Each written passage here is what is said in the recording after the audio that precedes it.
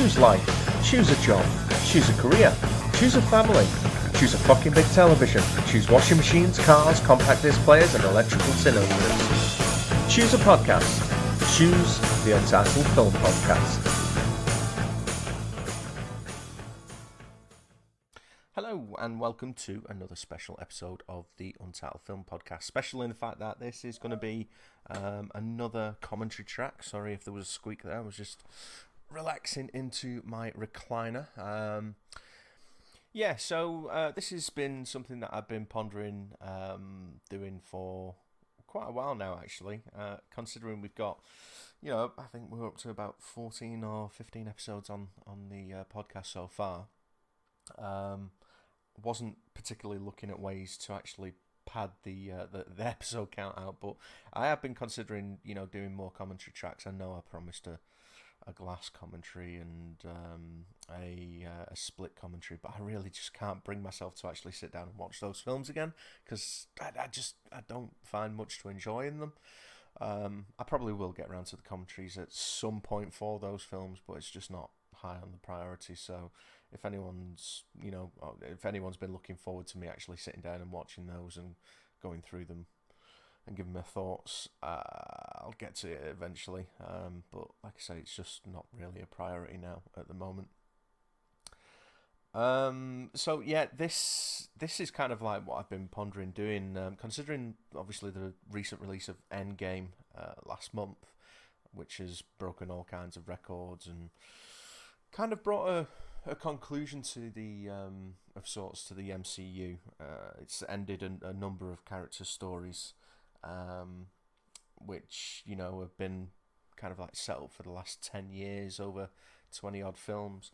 I've wanted to actually go back to the start of the MCU and sit down and watch the films one by one, which I haven't done for quite a long time. Because I mean, you get to a certain point in a franchise, and starting to watch them from scratch, it becomes quite a daunting challenge, especially when you've got this many films to actually go through. The only other one that's kind of like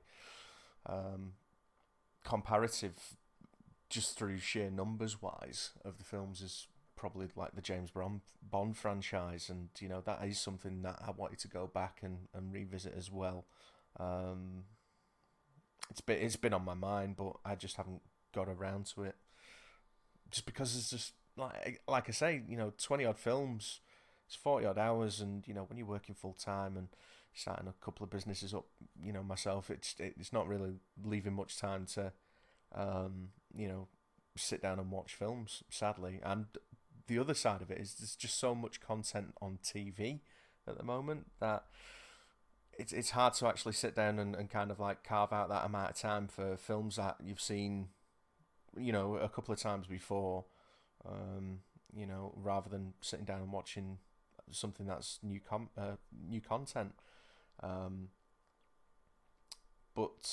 Here we are. So what I'm going to do is I'm going to try in a relatively short amount of time. I don't know how that's going to work out, but I'll figure that out as I go. I'm going to try and sit down and start the MCU from scratch, beginning today with Iron Man, and working my way all the way through to, hopefully, by the time I get to the 21st, 22nd film, Infinity War, Endgame will get released on Blu-ray. So if I can time that right, that'll be great. This is going to be a commentary track for Iron Man. So if you want to sit and watch the film along with me, rabbiting in your lug holes, cue the disc up. I'm just about to press start. Right, I've got... Right. So press play. I've got the Paramount logo on screen now. So 3, 2, 1. I'm unpausing it. And we're getting into the film proper now. So we've got if you're still syncing it, we've got the Marvel logo flickering up.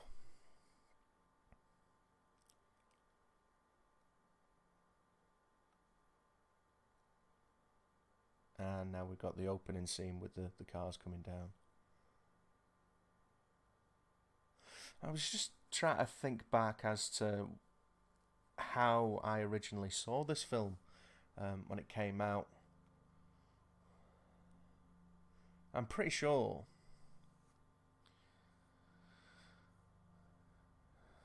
Well, I know I was watching it on my own, but I can't for the life of me. I'm unsure as to what cinema I went to watch this in. But it was the first showing on the opening day when it came out.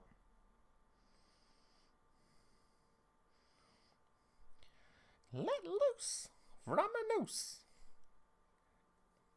Can't beat a little bit of Akadaka to open a film on.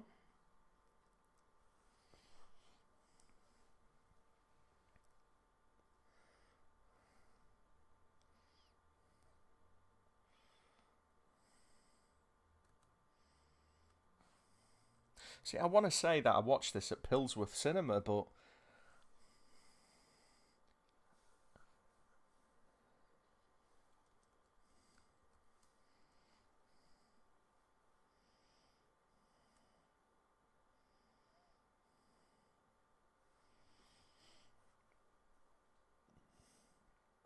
there was working at the cinema. There was a conversation I remember with the manager at the time, who was quite a big Iron Man fan. This was like 2003, 2002, 2003. We had this conversation. Um, oh God, I feel bad for even telling this story, but it's typical fucking me, putting my foot in my mouth and not really taking much consideration into other people's circumstances. But there was rumblings, even as far back as like whenever this conversation, like I say, I think it was about 2000. So a good, let's just say at least a good 5 years before the film came out. There was rumblings that there was going to be, an Iron Man film coming out, and I think Tom Cruise was kind of like the the guy that they wanted for Tony Stark and blah blah blah. Anyway, I was having a conversation with the manager at the time. His name was Calvin, and I was not an Iron Man fan. I'd read a few of the comics, and I didn't really. It just I never really clicked with the character. I didn't like. Certainly, the comics that I read at the time were like the older kind of like comics from 70s and 80s. I didn't like the look of the Iron Man armor. I thought it was just a little bit kind of like basic looking, and yeah, just it wasn't for me. I didn't find much cool about the character. Nothing that I could really get into. So it was not something that I was overly familiar with, and what I did know about it, I didn't really like.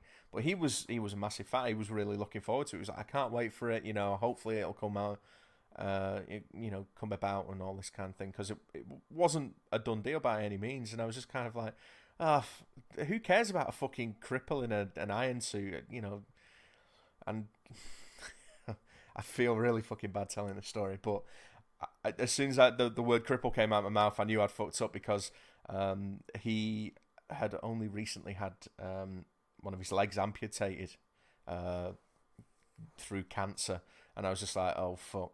And he just looked at me and he went, Tony Stark is not a cripple. I was like, okay. He said, he's got shrapnel in his heart. I was like, okay. And we just kind of left it there. I felt I felt really bad, but one of those things. So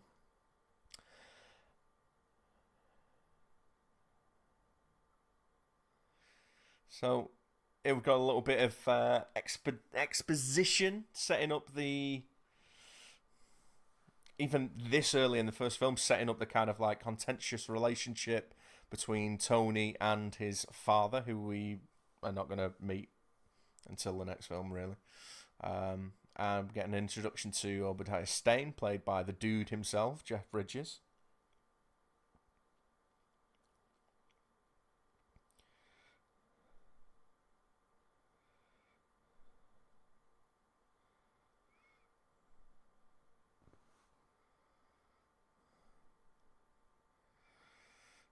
Terrence Howard. I bet you are fucking kicking yourself. Well, I bet you're not really, but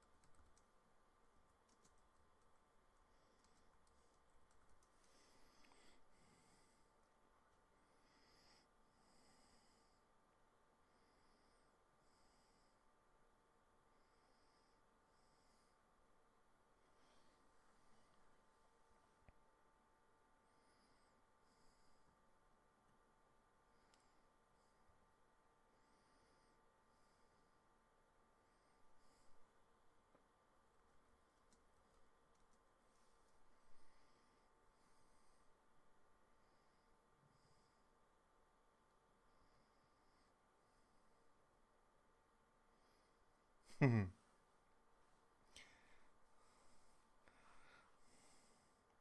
that chick to his left Hilary Swank?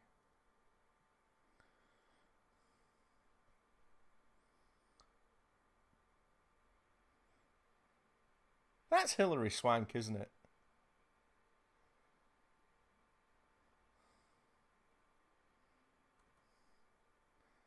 Am I going to have to Google that?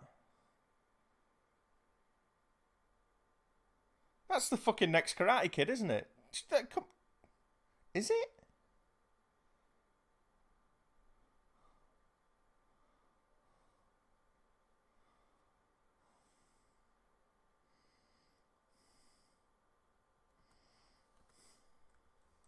I'm going to Google that.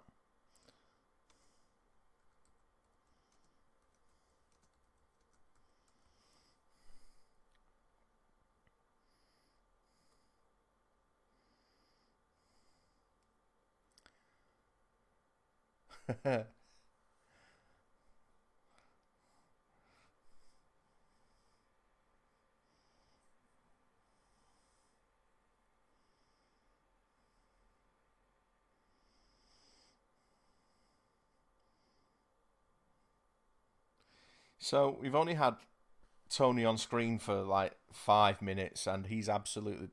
RDJ has nailed this role already. Not entirely sure what's going on with Favreau's hairline in the background there, though.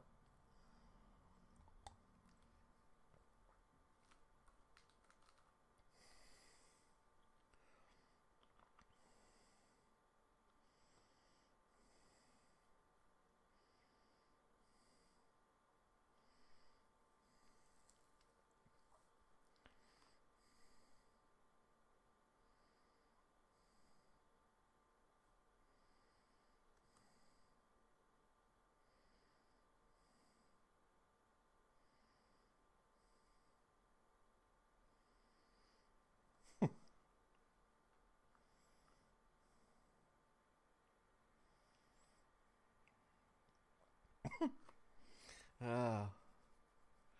Quite like the guitar riff there. It's very James Bondy, considering he's just got an absolute hooer in the sack.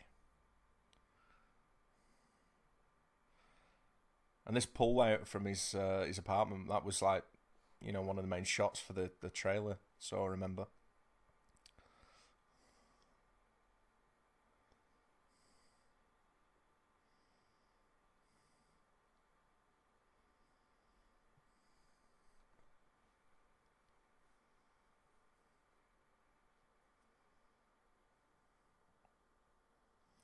And we're going to get introduced to Gwyneth Paltrow's character, Pepper Potts.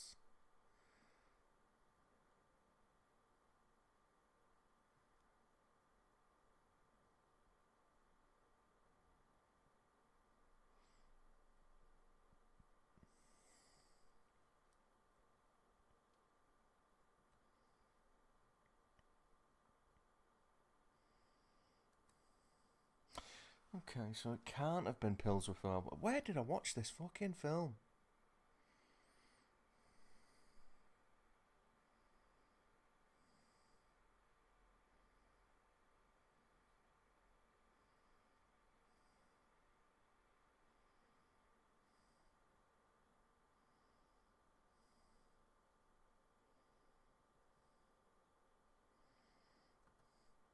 No, it could have been.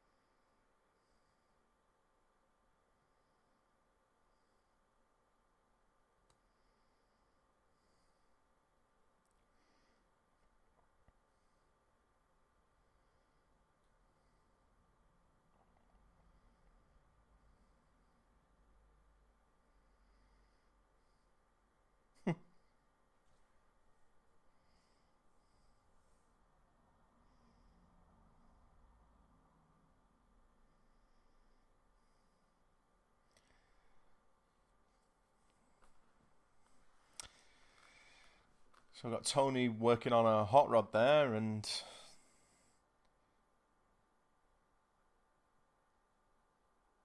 when he starts coming up with the Mark III, he adds a little bit of hot rod red.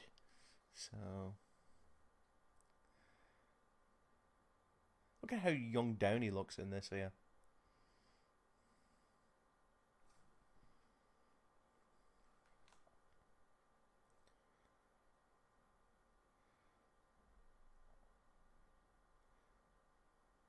I'm not the biggest fan of Gwyneth Paltrow. I don't know many people that are, but these two have got a chemistry on screen together, and I think it's more down to Downey than what it is to Ms. Paltrow, but they definitely work well, bouncing off each other. And the first of many Audi product placement tie-ins that the Iron Man films feature.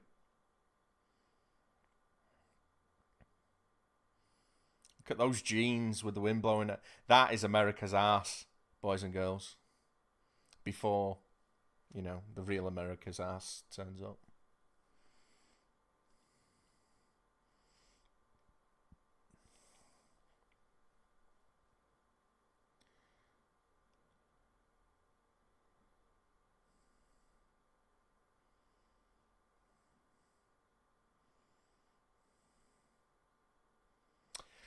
Okay, I'm going to be honest here. I prefer Terrence Howard as Rhodey over Don Cheadle.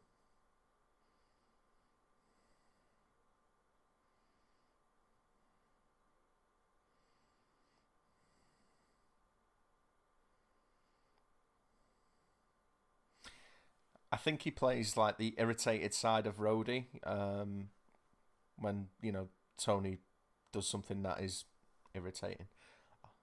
I think he plays that side better than Don Cheadle.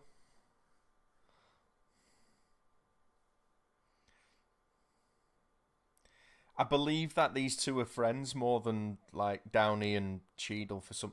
Again, just a little bit more chemistry between these two. I feel anyway, it comes across to me than what Don Cheadle has with Downey.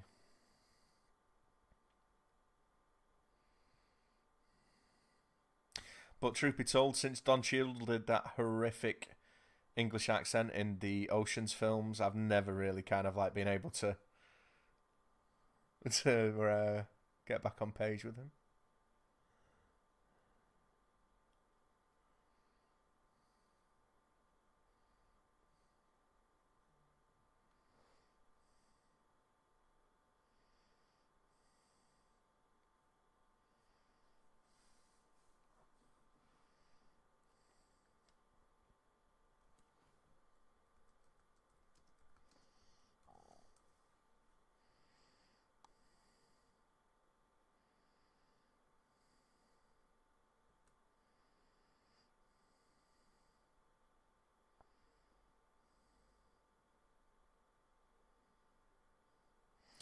So Pilsworth Cinema did shut in 2010. So yeah, that makes sense because I do have vivid memories of like sitting in what I believe was screen number one watching this.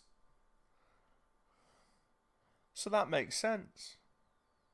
Sorry, I've just been googling in the background, and I know it doesn't really make for a great commentary podcast, but I was convinced that I watched this at Pilsworth before Pilsworth closed, and obviously this came out in 2008. Pilsworth shut in 2010. So there you go.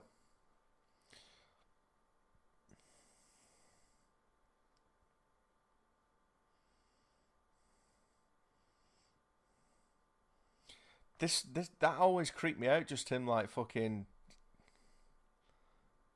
looking like the try it out guy.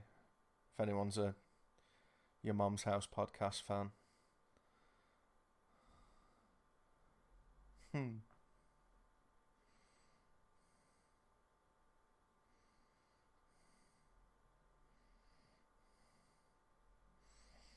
Okay.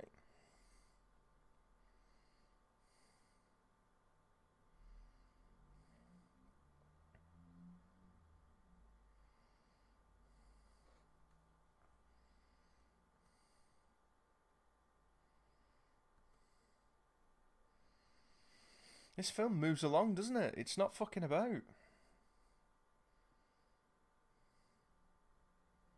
Oh, yeah, grim. Ugh.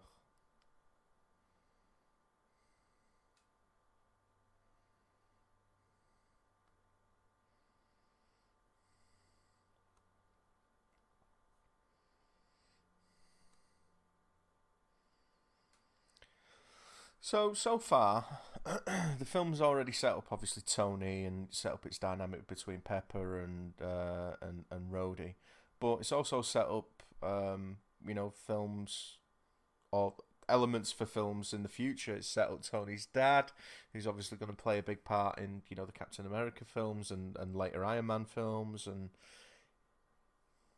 all of that wasn't planned at this stage. It was just you know he had a very loose plan, which was all based on whether or not this was going to be, successful. But what I like about the kind of philosophy of like the Marvel films is they want to make a good film first, which isn't reliant on the next film, and that's where a lot of these, cinema franchises that have come and gone since the MCU started, some more successful than others, but most of them, let's be honest, have just failed outright. But even the DC universe, because they're always kind of like looking off to the next film rather than concentrating on what's in front of them.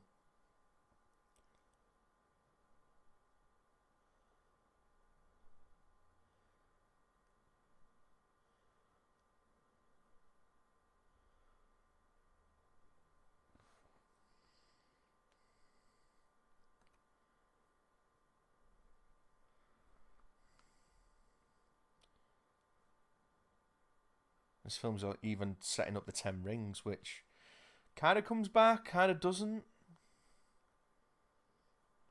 But we'll leave that for a later commentary.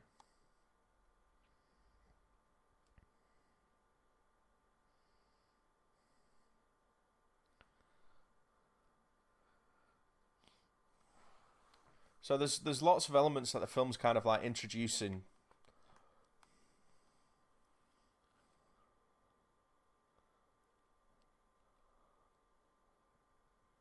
which gets paid off in like later films, and it's kind of incredible because like if you read the kind of like the background of the film and you watch the extras, you realize that they didn't really have a finished script when they started filming this, and it was kind of like parts of it were being written on the fly. So it's a good job that Downey's so good at improvisation, because I'm sure he had a lot to do with you know the direction that certain scenes go.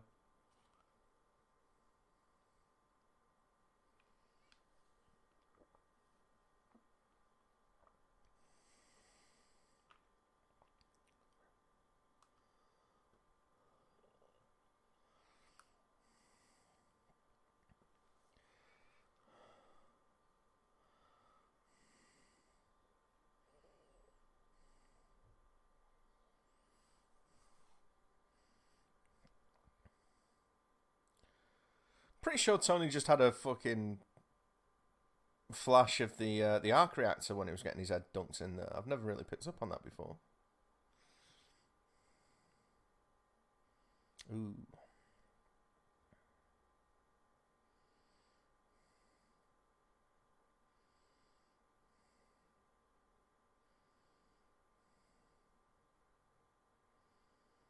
Tell you what, he's doing well carrying that massive car battery under his arm, because I changed my car battery out a couple months back, and my car battery isn't even. Eh, it's not as big as that. It's fucking heavy though.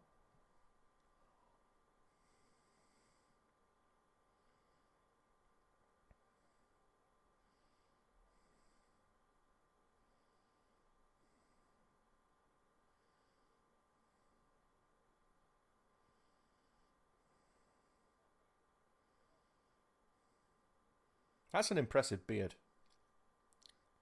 Might be a terrorist, but I'll give him that. He's personal grooming is on point.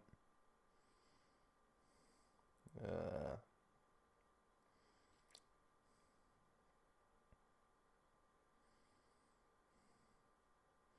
there he is fiddling with his ring.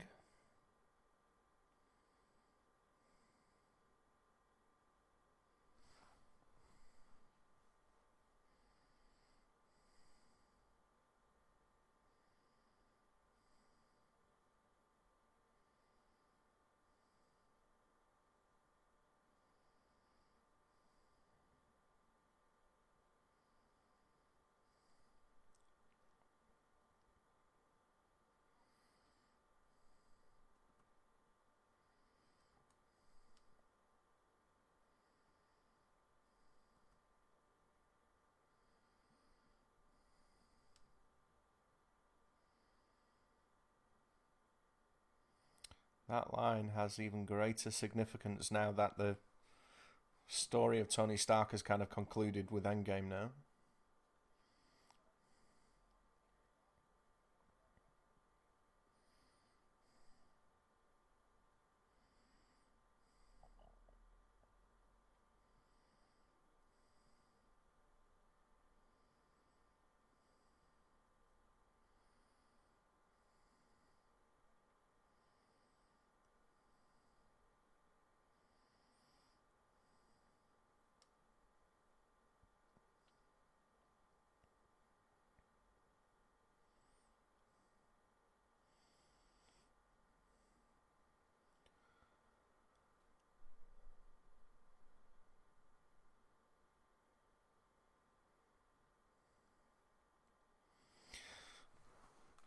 See, from the scene that we had with Pepper in Tony's garage before, with him working on that hot rod, it kind of informs us that Tony's not averse to getting his hands dirty when it comes to working with machinery, and that's something that I never really got the sense of in the comics. I might not have read the right ones, or you know,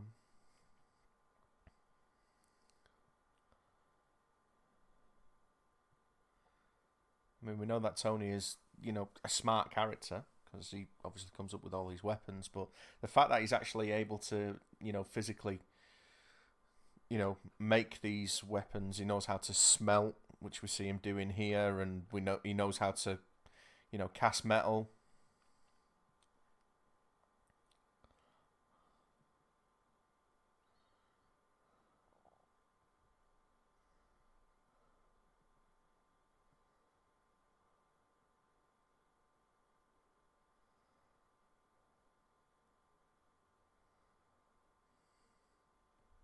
And something I never knew or never picked up on until I decided to sit down. The music is always kind of like, I've always enjoyed the music of this film. I've never really cared to actually look at who composed the music for the film. Go and Google it, guys. I'll wait.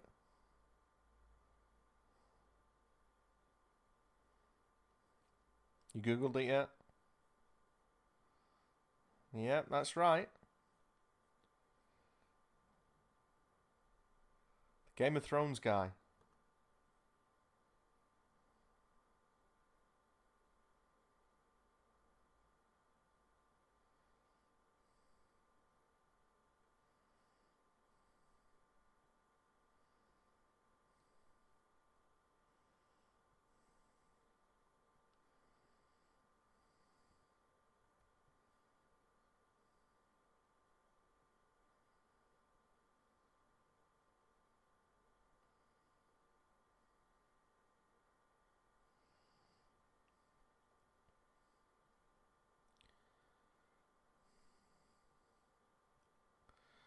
And I've always loved this idea, considering how it's actually, visually conveyed here.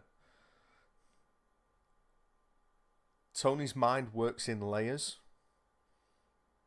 I don't think it's done so much as to obviously, well, in the film it's actually used to hide his designs from, the terrorists so they don't understand what he's working on. But I think that's how his mind actually works because like he has individual kind of like elements on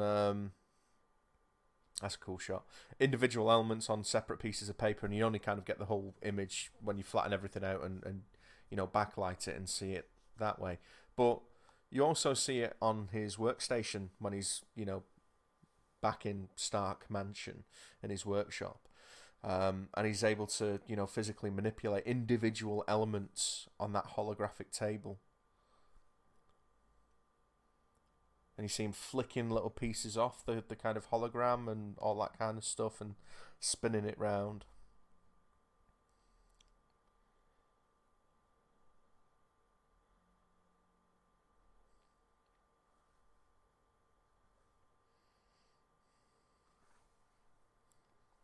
These two characters, Yinsen and Tony, don't really share much screen time together, but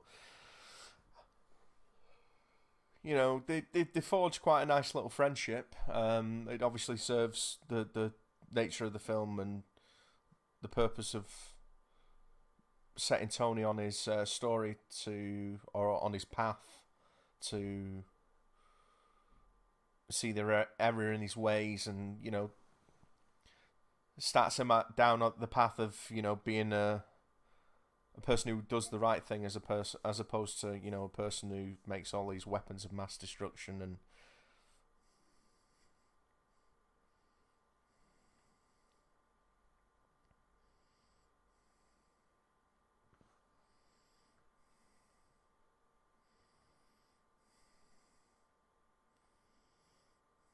I have to say, through like 10 years and 20 odd films, I am amazed. I know these are just kind of like the typical dumb comic book films for kids and blah blah blah blah blah, but then they become kind of so much more than that. And like, all the criticisms that you can level at these films, the one thing that you can't really criticize is the acting in the films. And I'm amazed that Downey hasn't been nominated for something up until, maybe he will be with Endgame, but I doubt it. I don't think they'll kind of recognise any acting.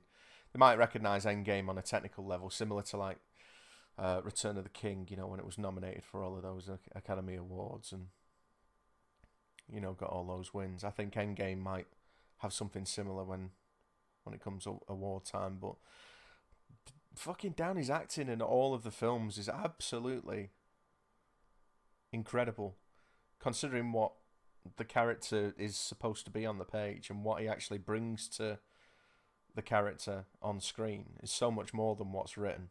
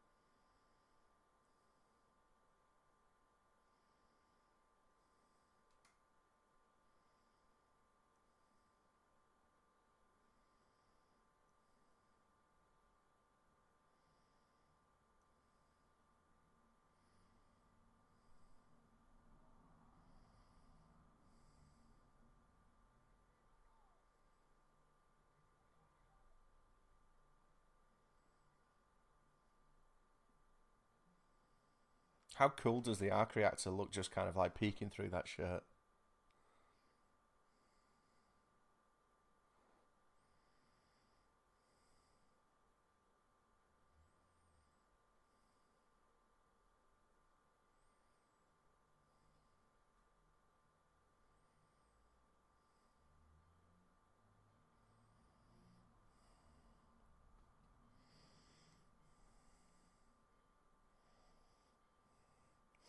Pay attention to that noise, kids. That comes back in around about 10 years' time. Stay for the end credits.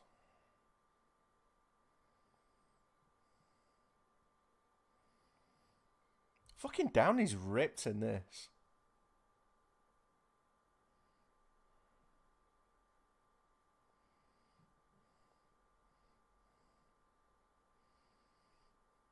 This is like MacGyver and A-Team taken up to a whole nother level, isn't it?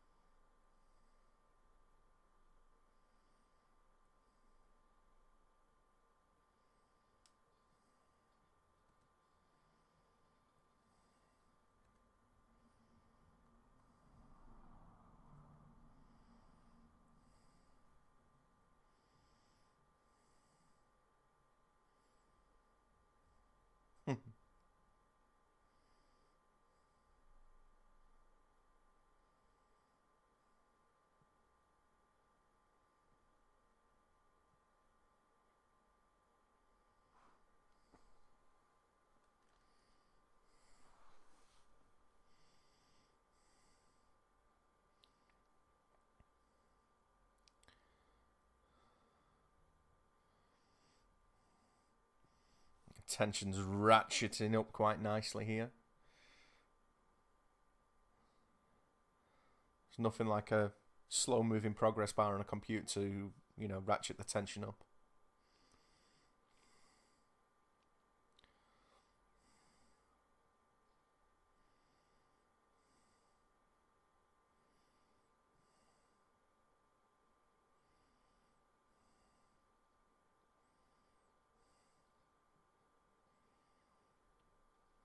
We got Jensen's Han Solo moment here.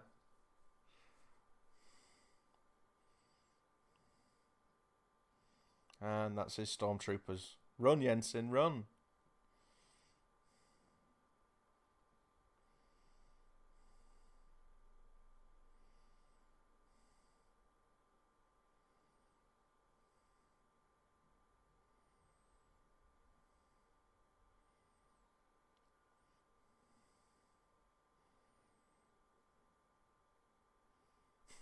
It's almost like a horror movie now, isn't it?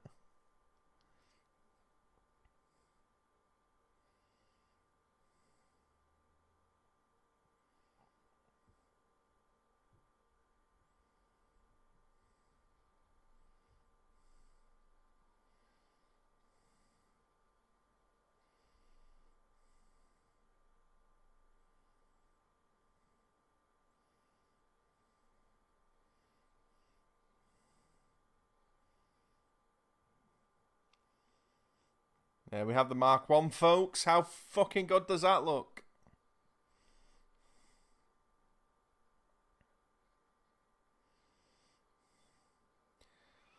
Stan Winston Studios for the win, coming up with all the suits and shit.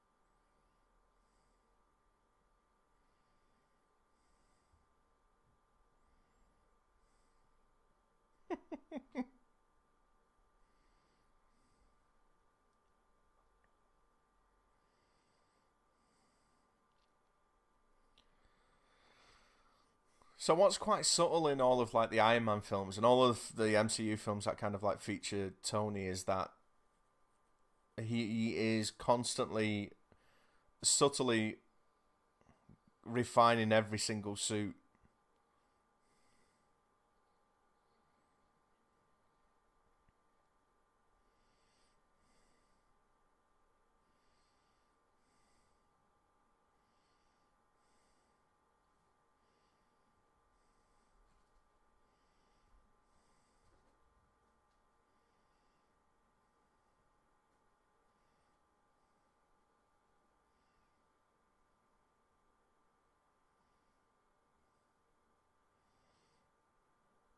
This is actually quite a tender moment, which you kind of like not expecting.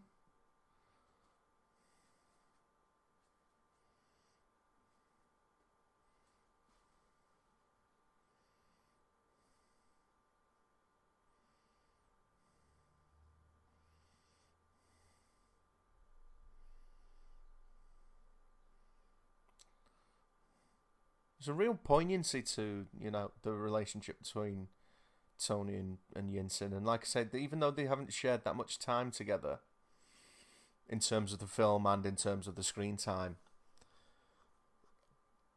it absolutely, you know, those few seconds just there with Jensen dying absolutely informs Tony all the way through to Endgame.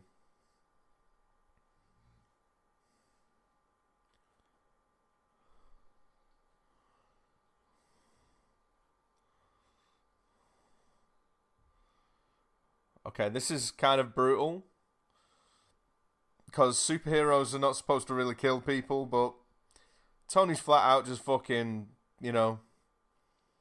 burning people to death here. But I suppose they're bad people, so, you can kind of like move past it.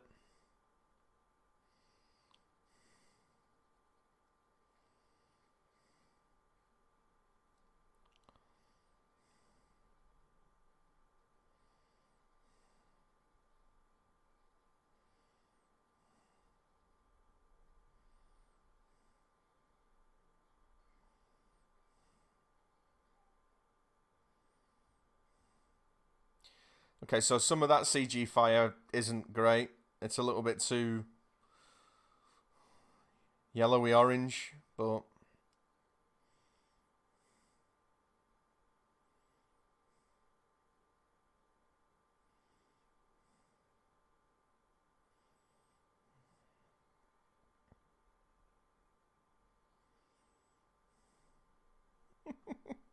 okay, I don't give a shit how sophisticated the suit is. And clearly this Mark 1 is not all that sophisticated, but if you're falling out of the sky from that height, you are going to be a puddle of guts and blood and mush.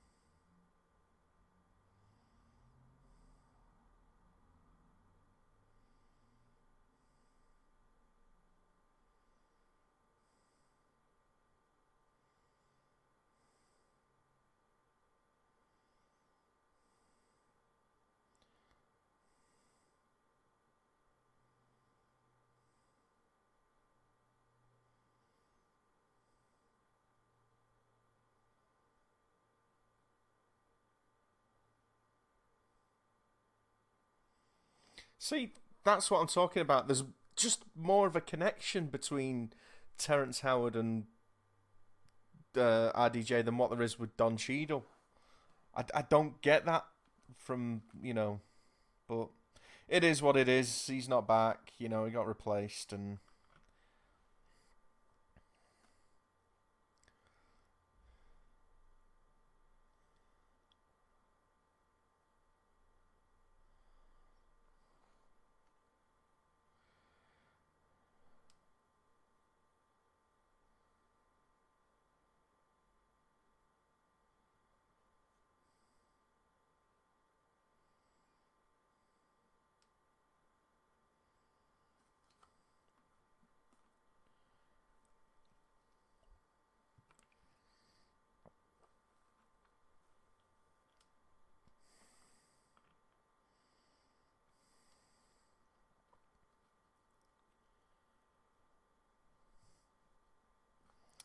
God damn it with the fucking cheeseburgers.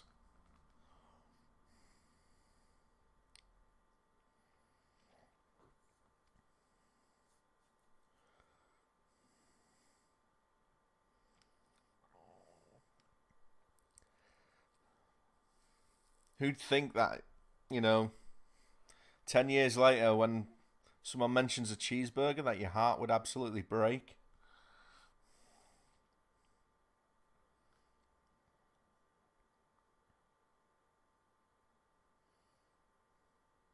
I wonder how many burgers he had to eat through the different takes. Ah, Phil Coulson. Stood like a little bit of a dweeb.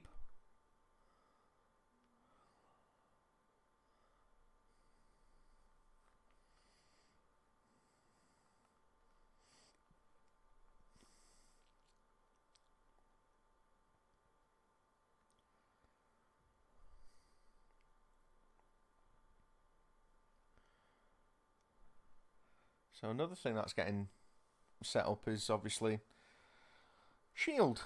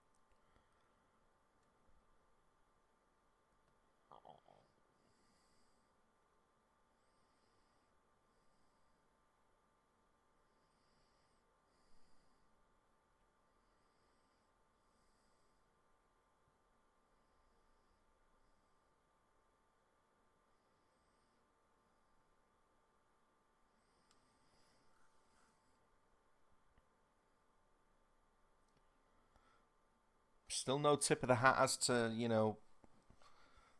the twist that comes in a little bit.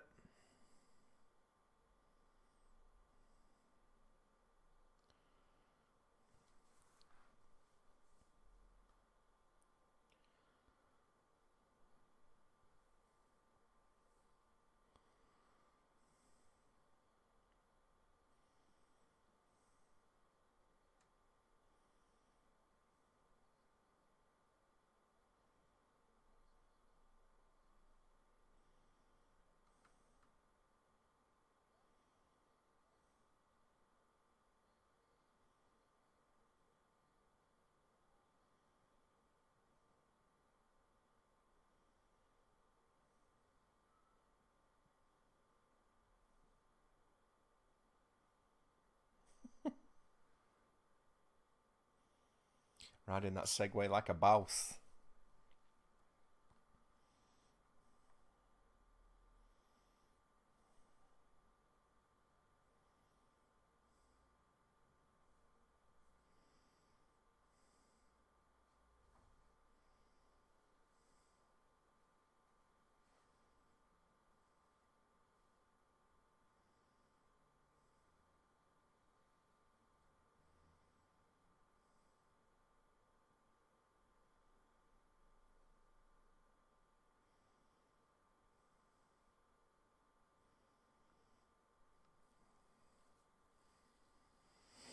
So the MCU kind of like has a bit of a habit of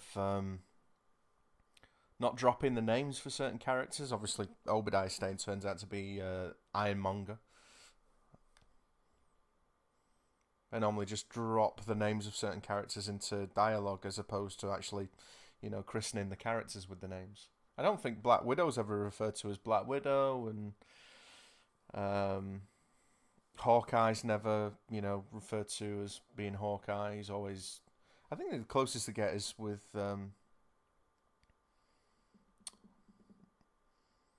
Eric Selvig calling him. No, it's not. It's a random soldier just calling him the Hawk, I think.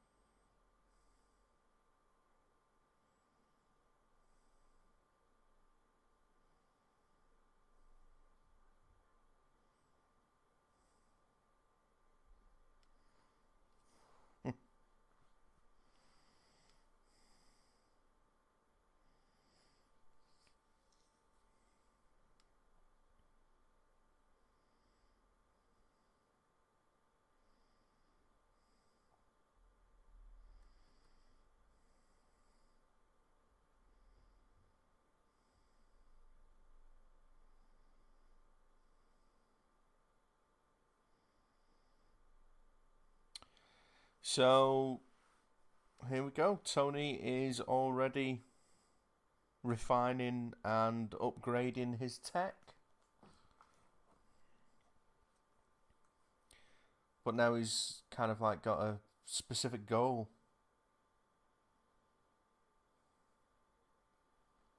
which we will come to see. These kind of like makeup gigs or gags are always kind of like tricky because you have to have the camera at a certain sweet spot so everything doesn't look wonky. And if you look here, kind of like around his chest, like his breastbone, it's looks just a little bit off from where his shoulders are, and that's because he's kind of so like his chest and stomach are kind of like built at an angle, and he's just kind of like pretty much stood in that chair. So like his shoulders are and his neck is obviously him, and then the chest is placed on him at an angle, and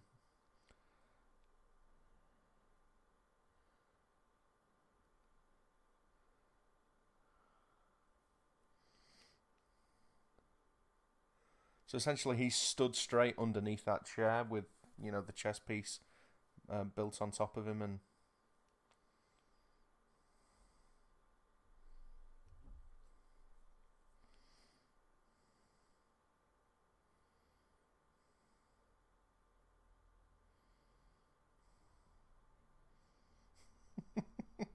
I love that they use the operation noise for that.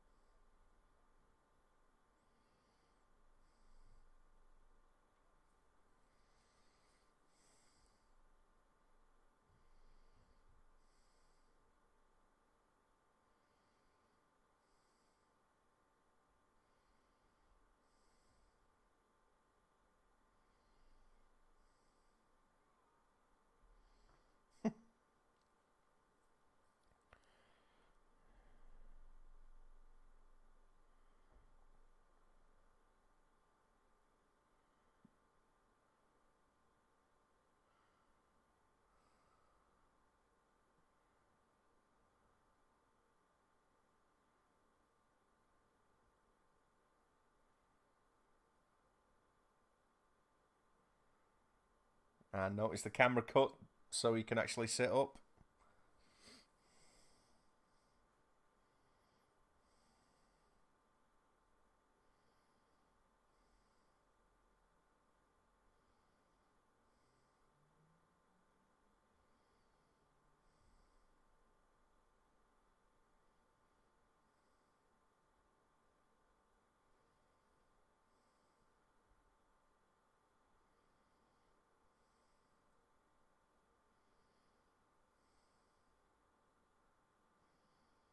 I don't think they really needed to give him the abs on the prosthetic there. They could have just found a way to stick that onto his chest.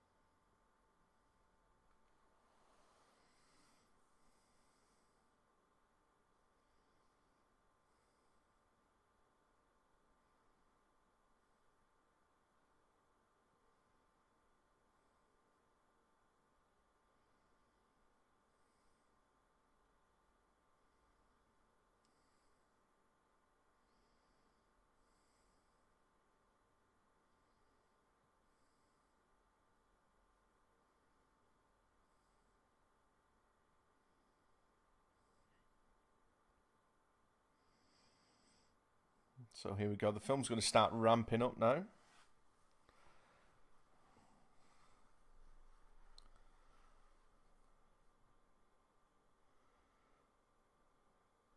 And like the designing of the suits is probably one of the most interesting kind of like montages that has been done ever, I'd say. Because they're visually engaging. The music drives them along very nicely. And Downey is just,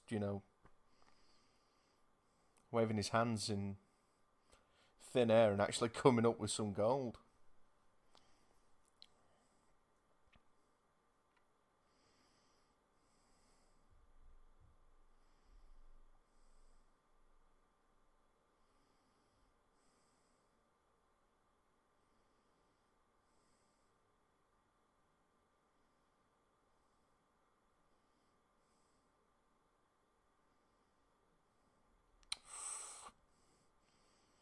Might want to put some cream on that, mate.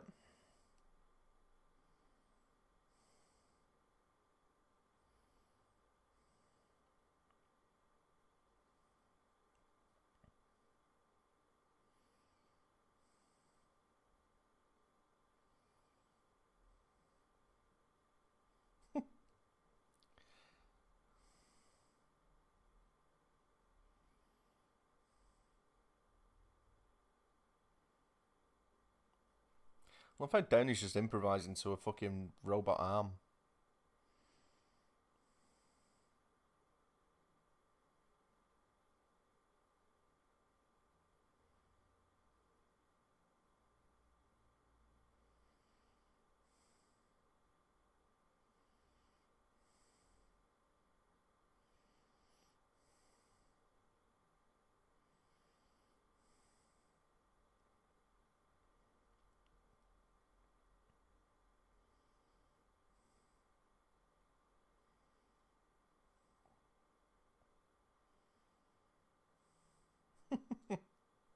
Oh dear. Yeah. Move them hips, mate.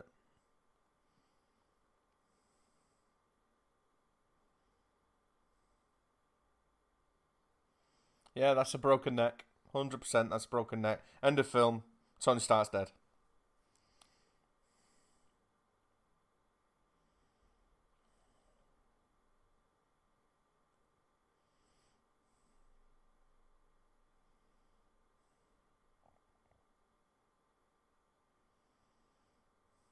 There's a very subtle kind of look he did there as he's reaching his hand in. He's kind of like looking at the bottom, and then he looks up to where his forearm would be, like near his elbow. So that just kind of like sells the realism of that hologram thing.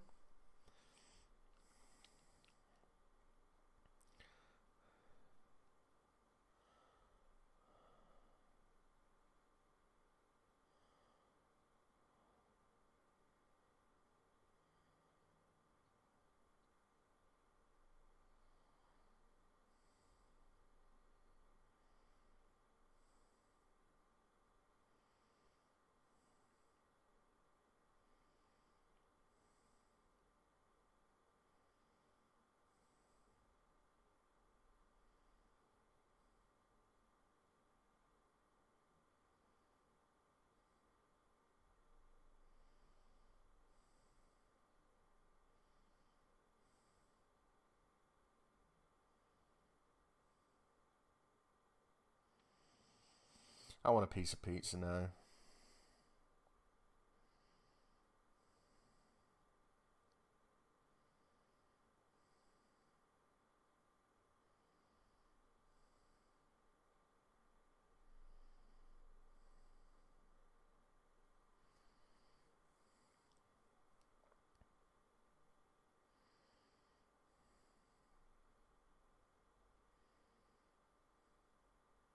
No.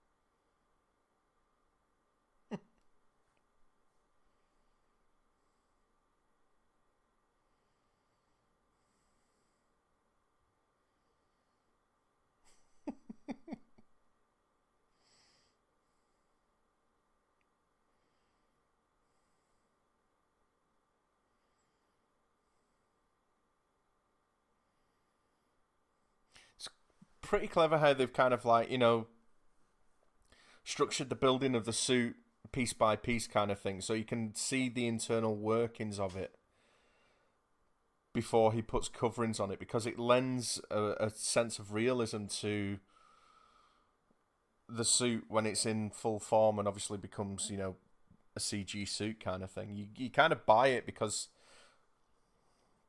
you've seen the suit in different versions of design. You see the inner workings of the suit here.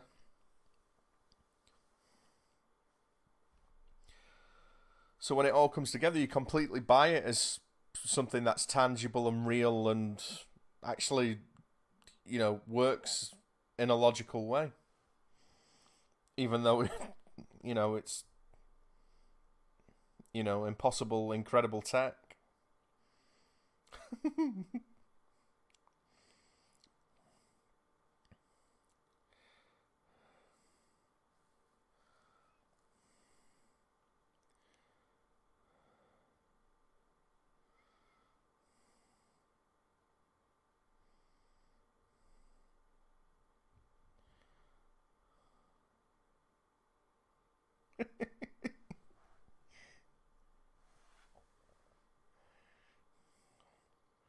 Here we go. First proper suit up scene. How fucking cool is this? And whoever thought of this idea, it's probably Downey himself thinking, well, I can just fucking phone this in and just have a camera pointed at my face and I don't even have to be there.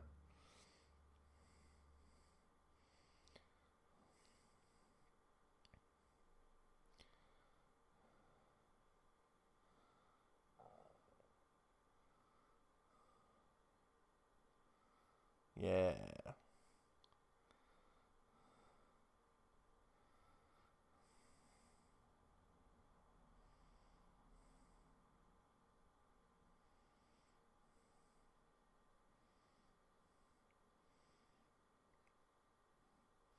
The designer suit's just fucking awesome.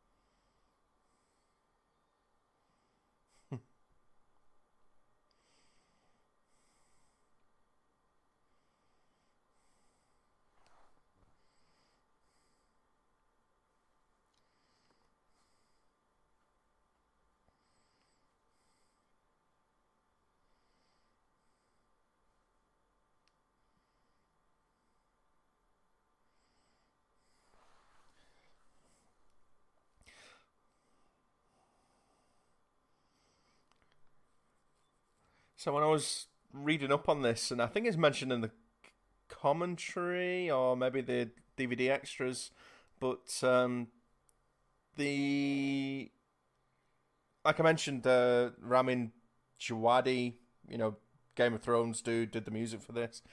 Um, obviously you can hear it in this scene specifically. There's a heavy element of guitar used throughout this scene, and throughout the rest of the score. And they got the guy from Rage Against the Machine, Tom Morello, to do the guitar pieces.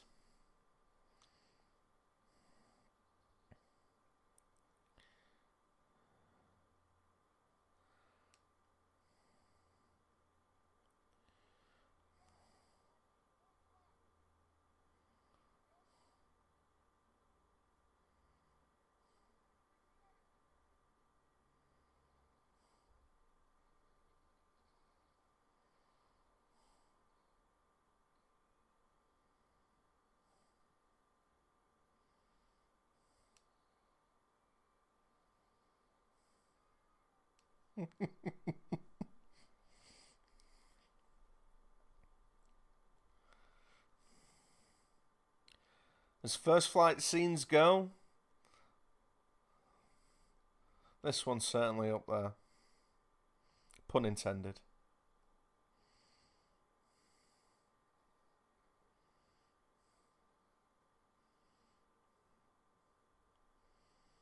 He just fucked up his Shelby, didn't he? I hope that was a kit car.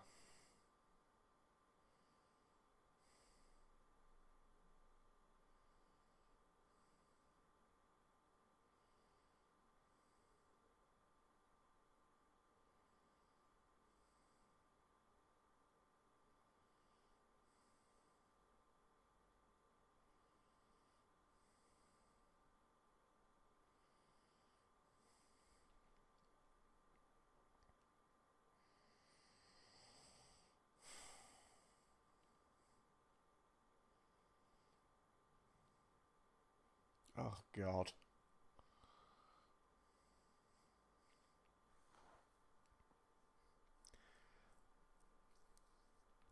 That means so much more now in hindsight. That's part of the fun of actually going back and, starting to go through all these films again, because Endgame's kind of like finished the storyline out for pretty much all of the characters that we've come to know over the last 10 years. And a lot of them won't be coming back for a variety of reasons, but a lot of the story threads that were set up in these early films obviously have been paid off. So it's kind of like fun to go back in retrospect and not only see where the threads were kind of like, first woven, but to go back and view them through the prism of actually seeing, how they resolve by the end of Endgame. And see what extra significance is lent to them, like I say, through the prism of retrospect.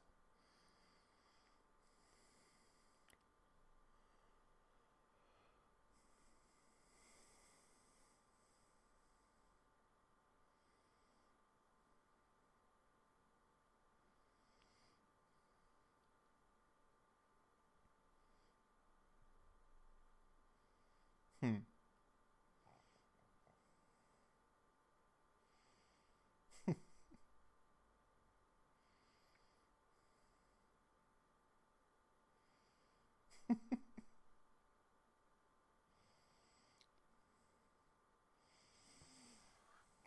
Paul Bettany earning every single penny.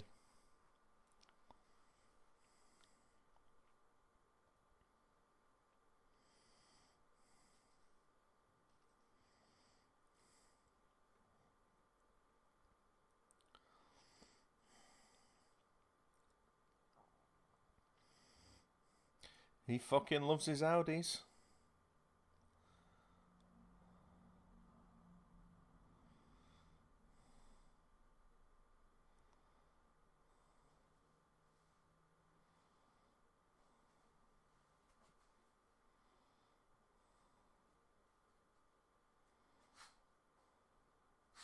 Oh, burn. Yes, Stan Lee. R.I.P. Stan. Excelsior. Oh, the dog has come to life. Apologies. Hey, Pooch. You gonna watch the end of Iron Man? Come on then. Up you get.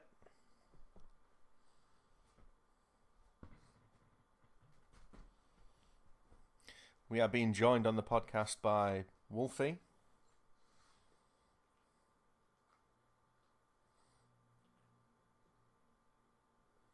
Good boy.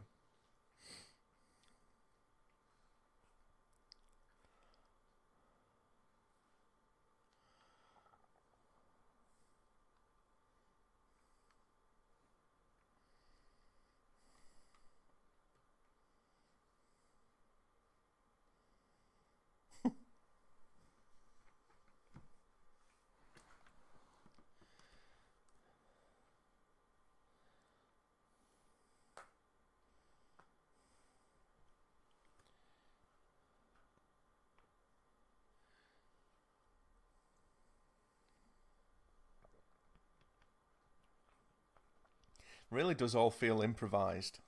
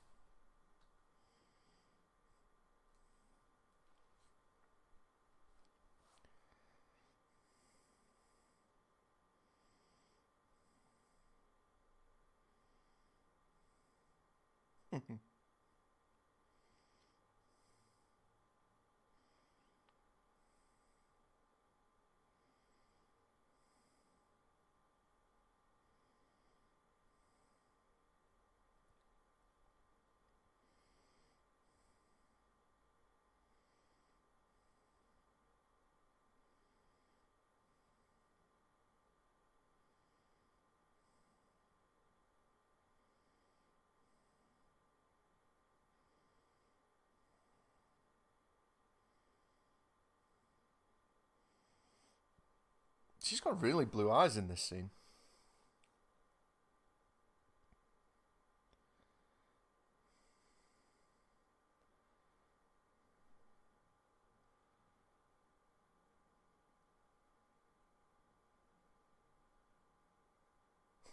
Awkward.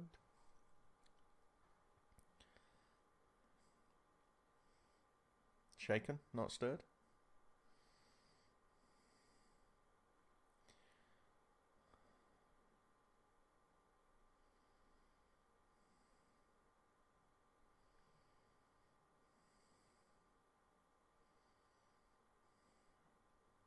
Pretty sure in the last scene he had a bruise on his neck before he decided to come to this party.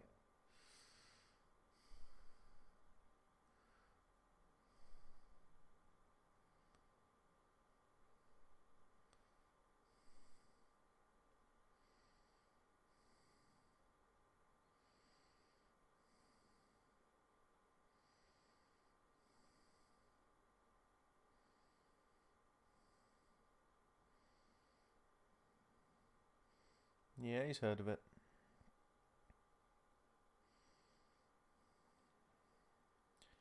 Calling back to Jensen here. Which I was surprised that some people actually missed that.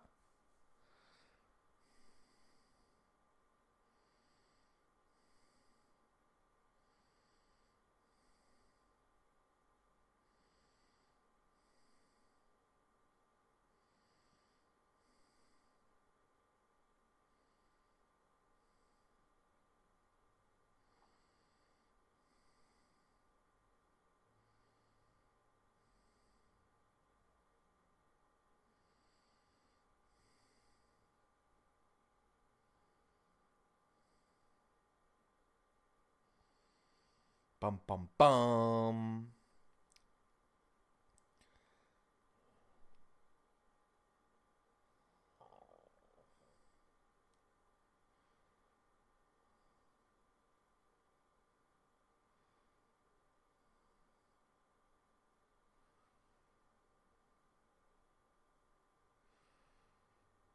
Notice the picture of Howard underneath the TV there.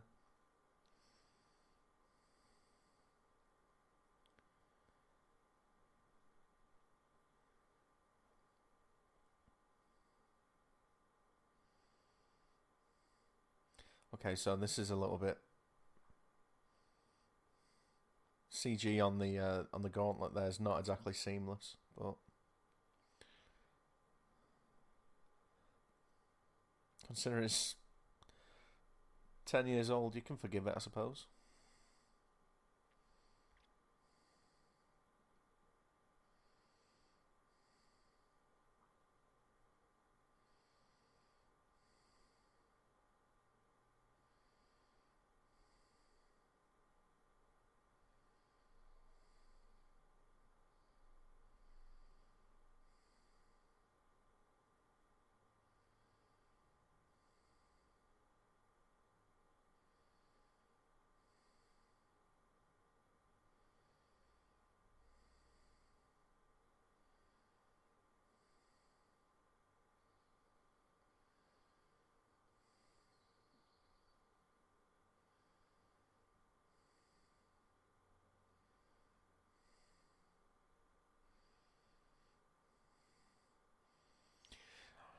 I remember watching this the first time, and when we got to like the suit up scenes, I was just like, "This is fucking the level of kind of detail."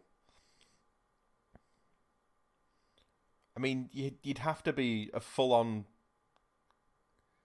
blown engineer to come up with all of these moving parts and how everything fits together, and You know, this is beyond special effects. This is, like I say, engineering.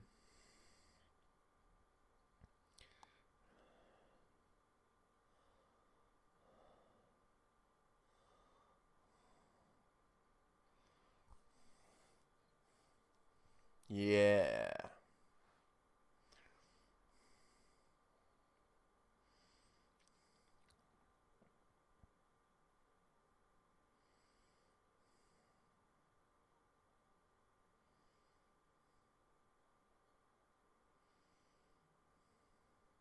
So if you go back and watch the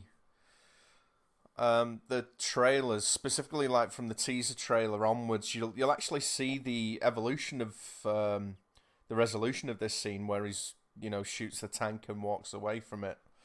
You can actually see that the special effects, especially in the teaser trailer, were not the final version of the scene itself. Um, the look of Iron Man changes. There's buildings that are missing from the final shot. The tank looks a little bit different, and the explosion's not fully rendered and all that kind. So it's interesting to go back and actually watch the evolution of that scene just through the trailers and then through to the final shot in the film here.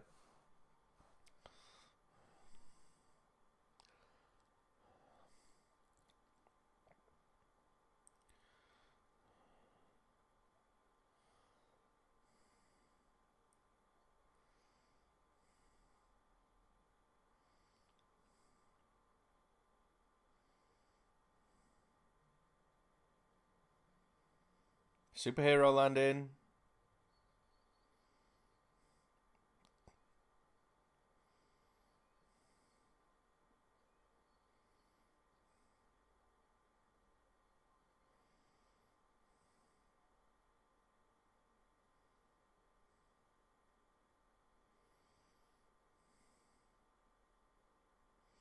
And I know the look of the Iron Man suit has kind of like been refined and slightly changed over the course of the films, but I really like the look of the Mark III. I think there's something about the rounded chest plate and the massive traps on it and the colouring that is bob on to how it should be. Because I wasn't really a fan of like the Mark 43 in Iron Man 3. I didn't like the colouring of the Mark 43.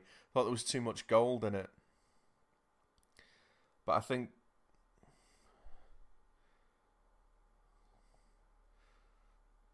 there's something absolutely spot on about the look of the Mark III here. So this is a shot I was talking about. You can see like the tank is CG clearly, and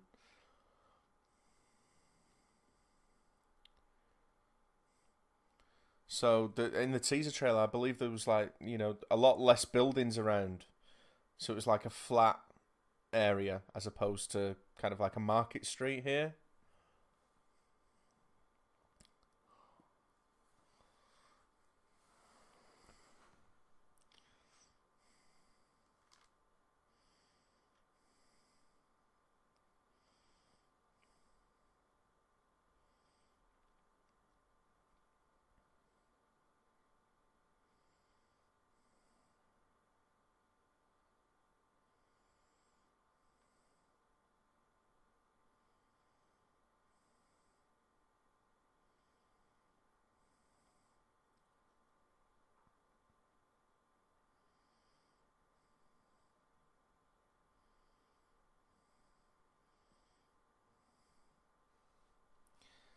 This bit feels a little bit Michael Bay.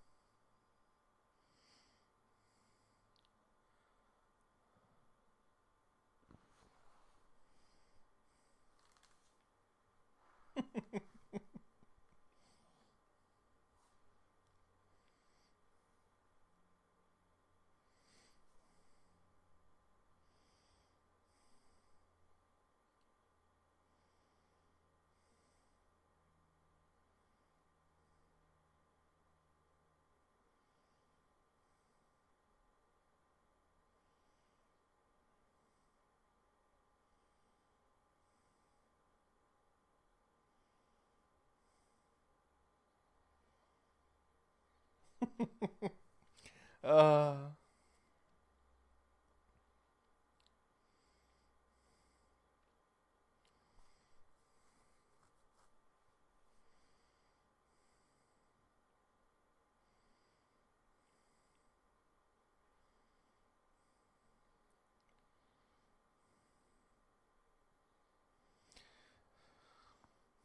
Something to kind of go away from in the later films, but I think they got the flight absolutely spot on here.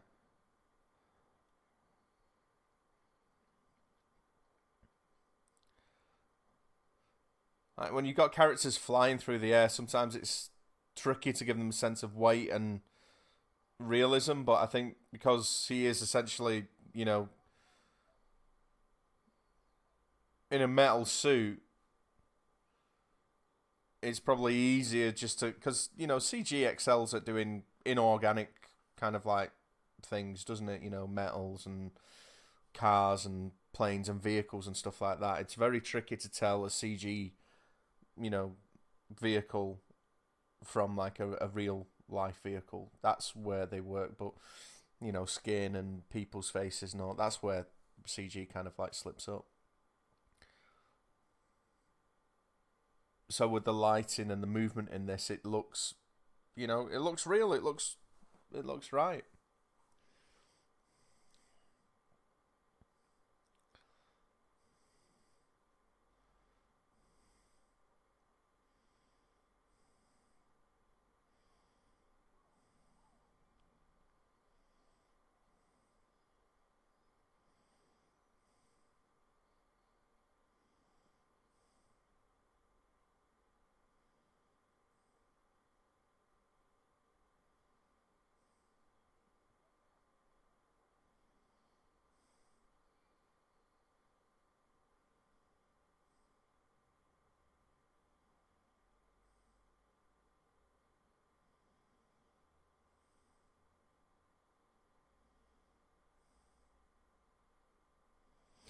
I'm sure that's the guy that played Mr. Reese in The Dark Knight there. Sat at one of the com terminals. Slimy little bastard.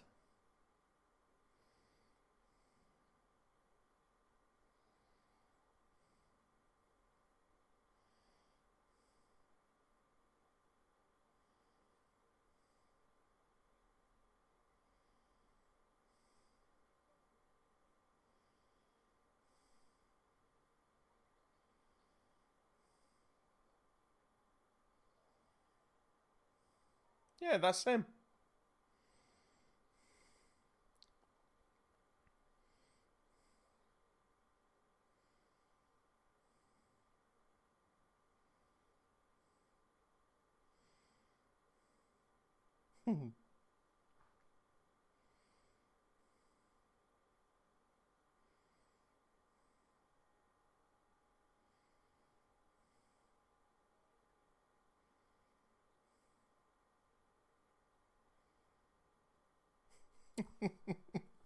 uh,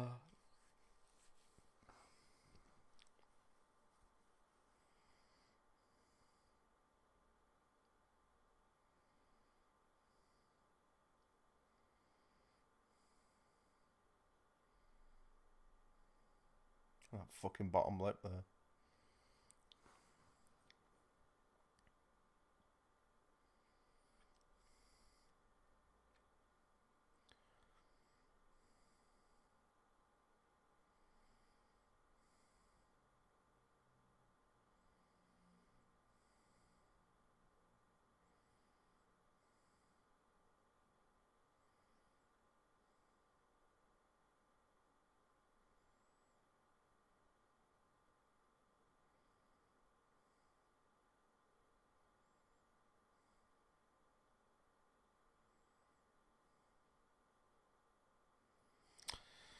So the scene always confused me because we just seen Obadiah sat in his, Playboy mansion suite, looking like fucking Hugh Hefner,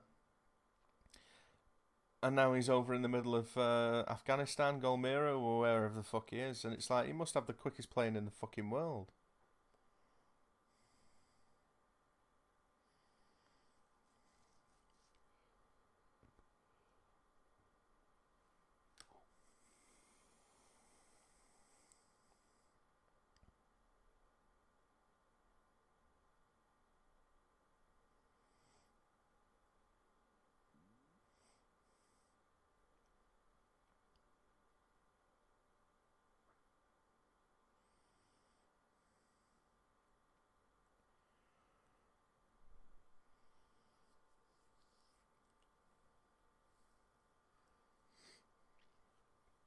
you look at the flag there, it's got the 10 rings on there.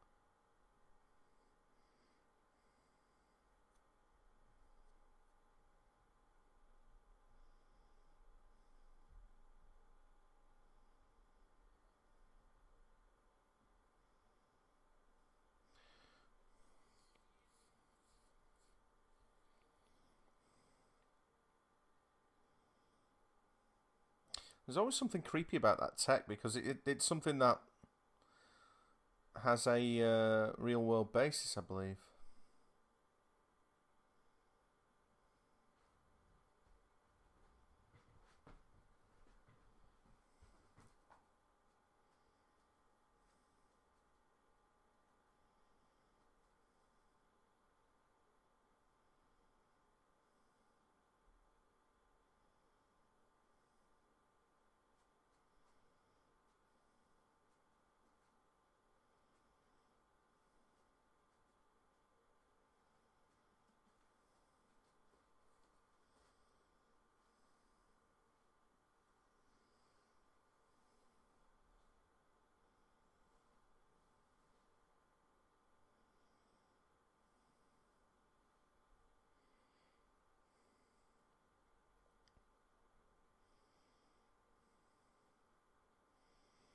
Here's the obsession starting to creep in now.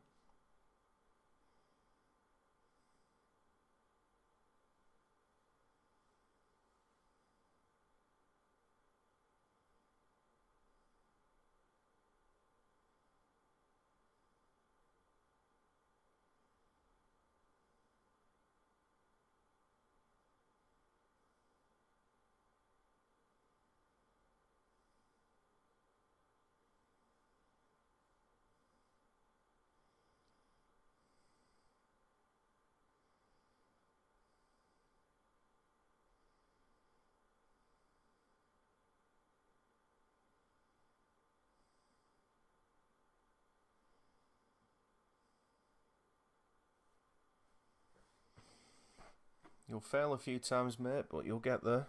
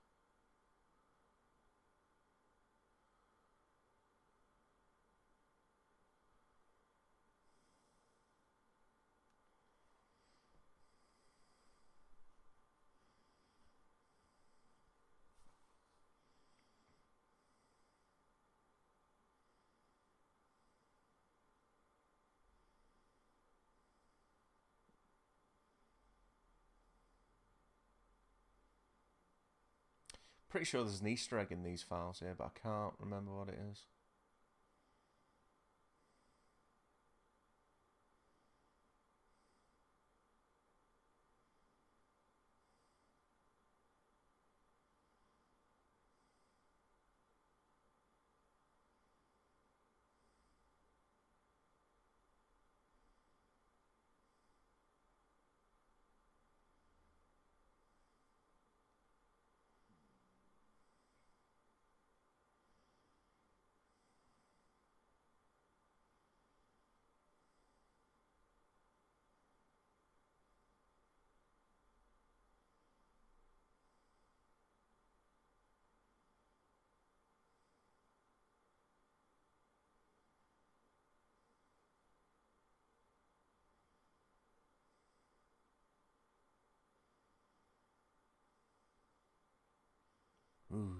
attention.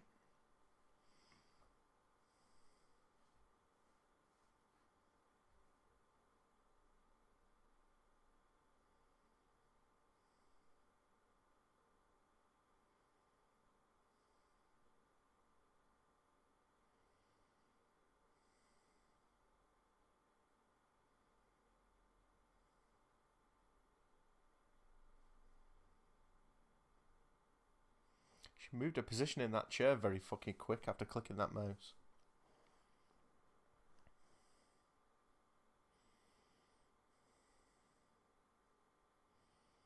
I wouldn't mind a job where you can just drink fucking whiskey all day.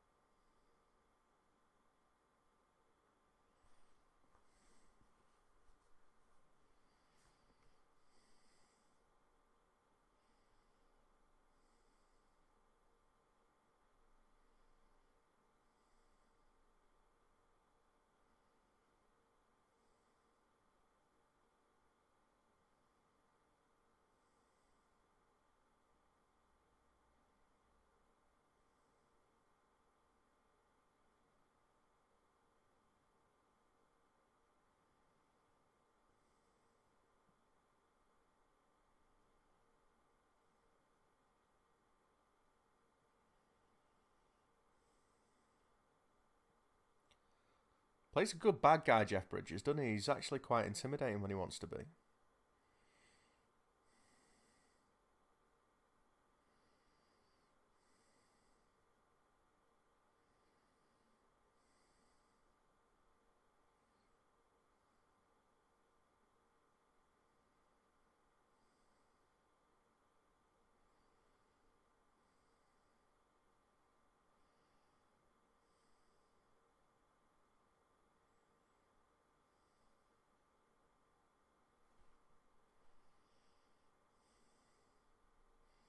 This guy's hair makes me laugh because it looks like they've actually shaved the top of his head.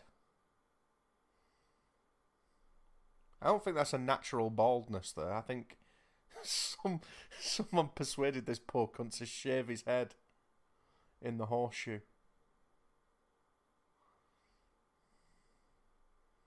Got a piece of exquisite acting coming up here for the Babylon fans out there.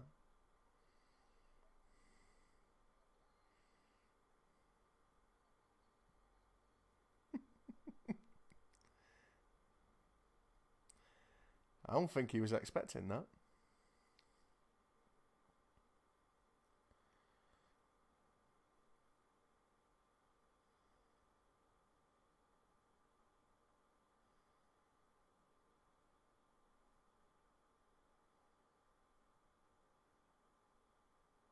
Ooh.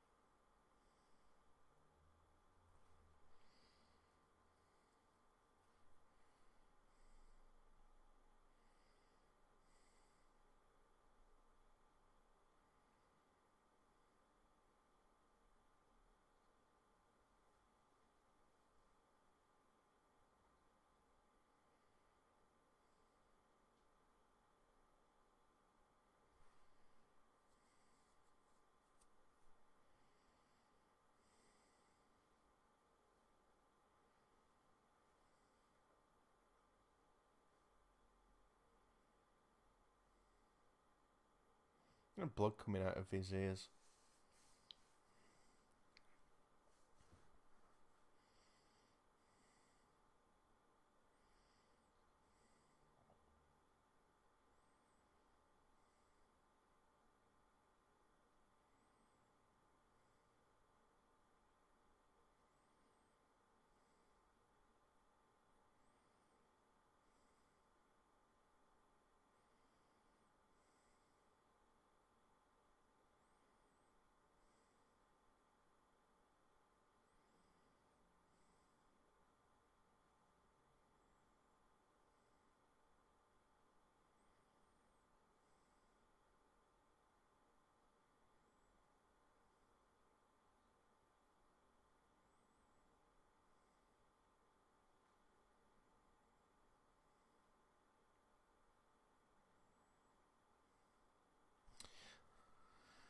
wonder if that was kind of like foreshadowing his signet ring on his little pinky finger there.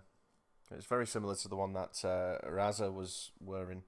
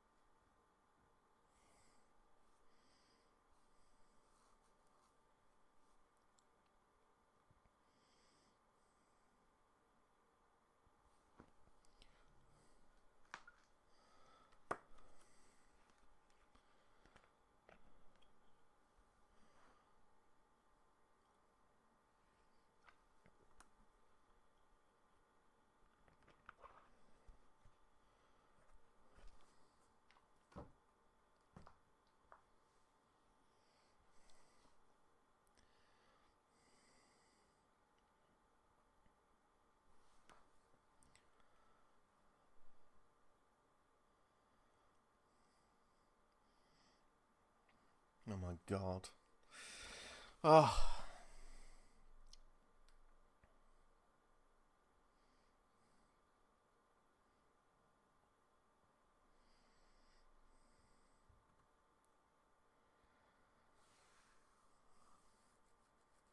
Hmm. He comes through for you just at the right second, doesn't he? The fucking dummy. I love how he's got eyes. It's like it makes him like Short Circuit.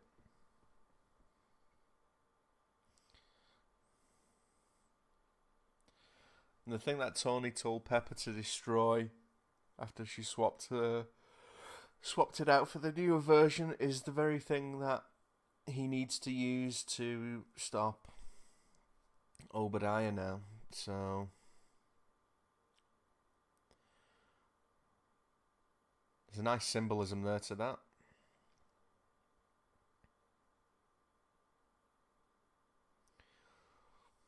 And also, it stacks the odds against our hero because we know that it's inferior technology. So automatically, he's going to be a disadvantage.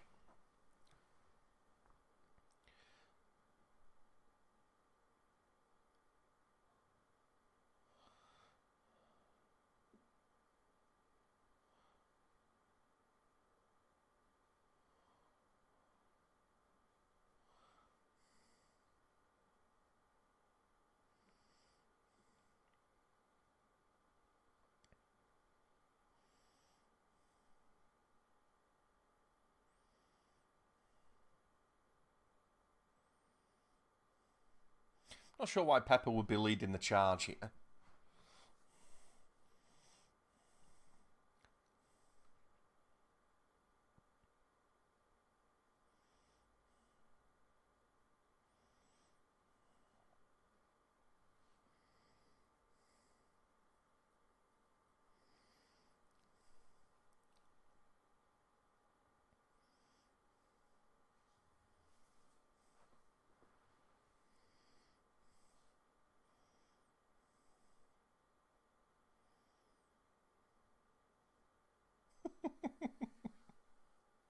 There's always one, at least one that has to blink.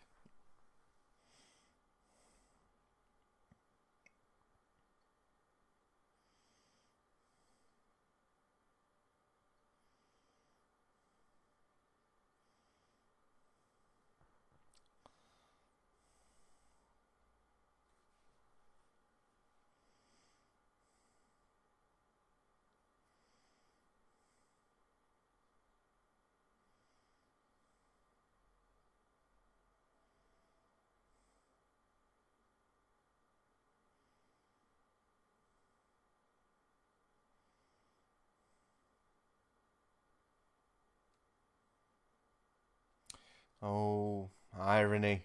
Irony! I would have really liked to see Terence Howard carry on being Rhodey. But I've beaten that drum enough.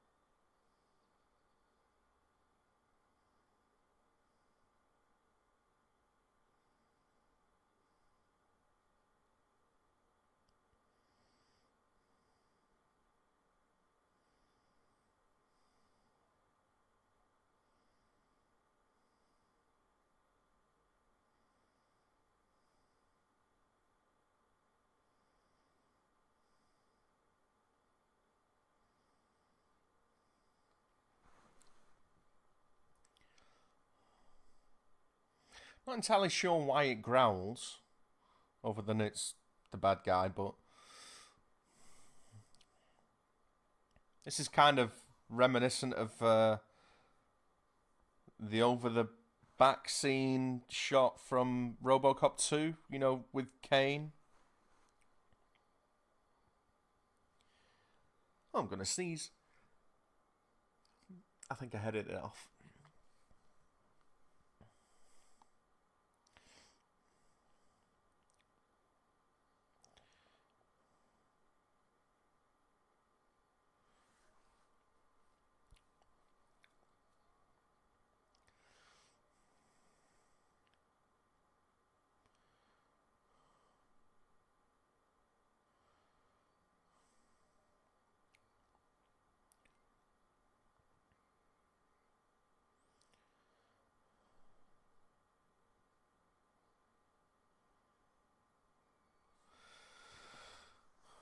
So it's kind of interesting because Obadiah's Ironmonger suit is obviously based off the Mark One that he recovered from the Ten Rings.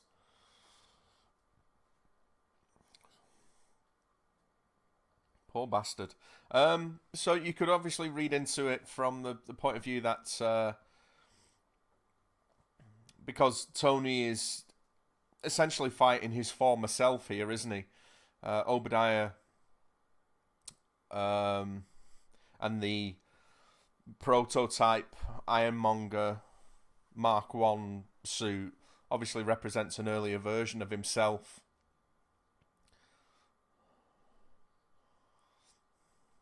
So even though the battle's a little bit paint by numbers, there is kind of like a little bit of a deeper meaning to it, which I kind of appreciate now. You know, the idea that he's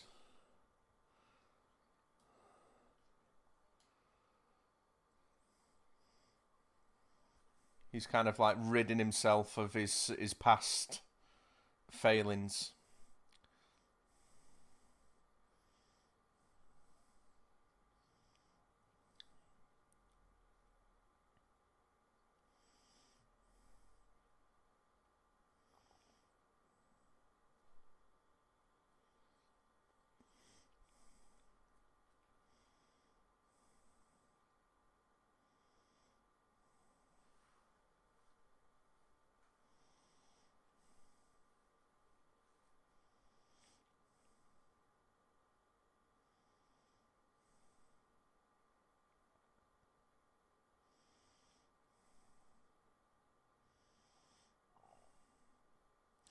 And it's a nice callback, obviously, that the way that Tony's able to stop Obadiah here is, you know, through experience and, you know, one of his defining character traits of constantly refining his tech and improving his suits.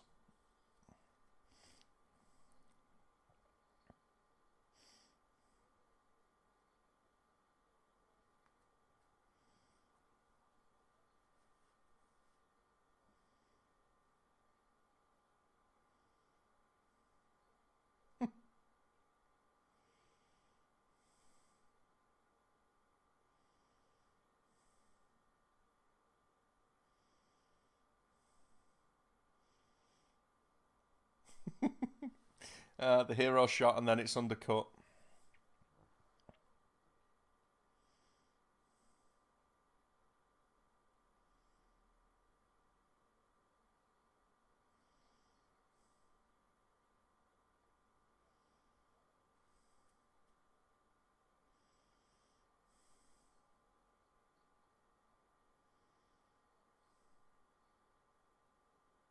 Whoops.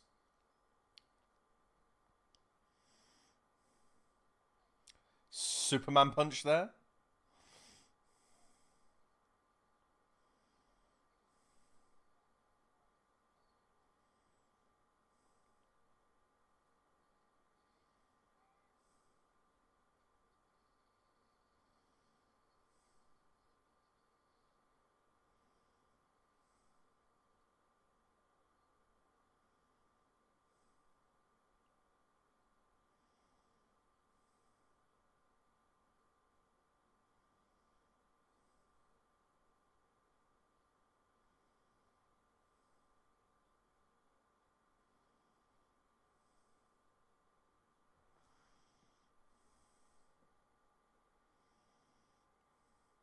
Where the fuck's Coulson gone in all this?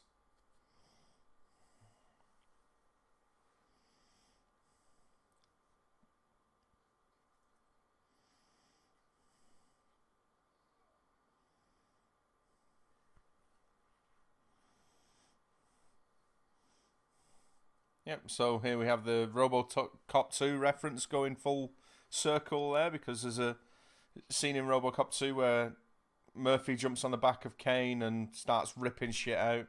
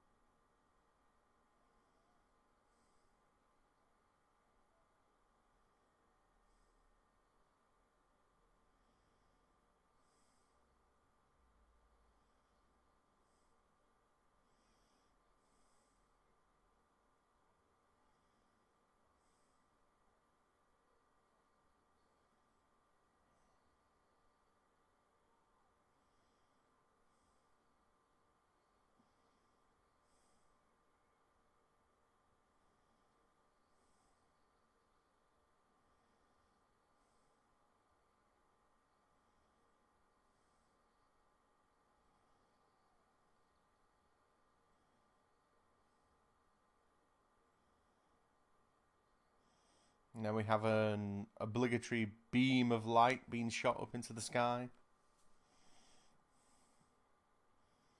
Ouch.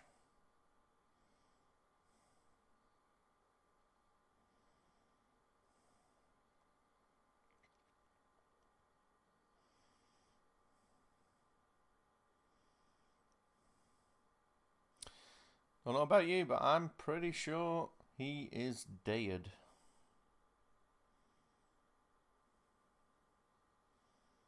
Oh, don't fucking do it to me with the arc reactor flickering.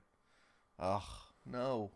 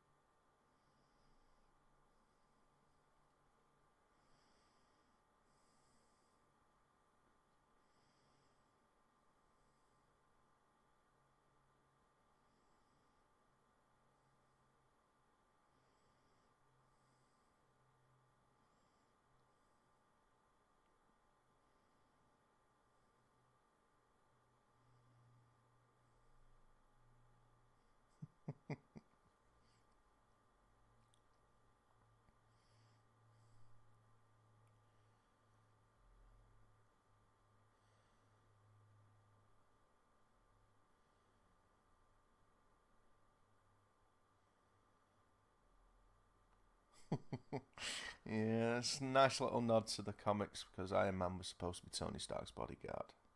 But I'm sure you guys who are listening already knew that.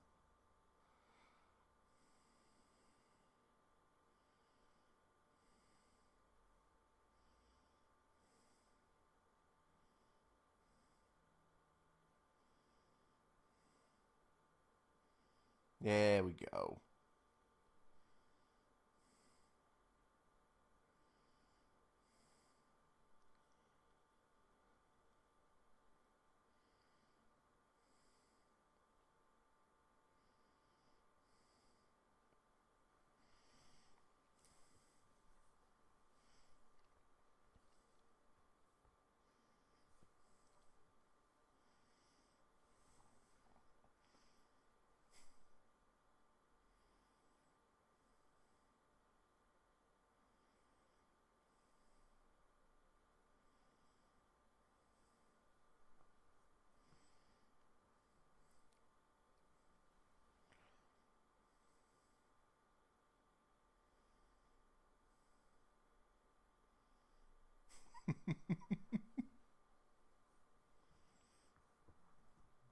Hmm.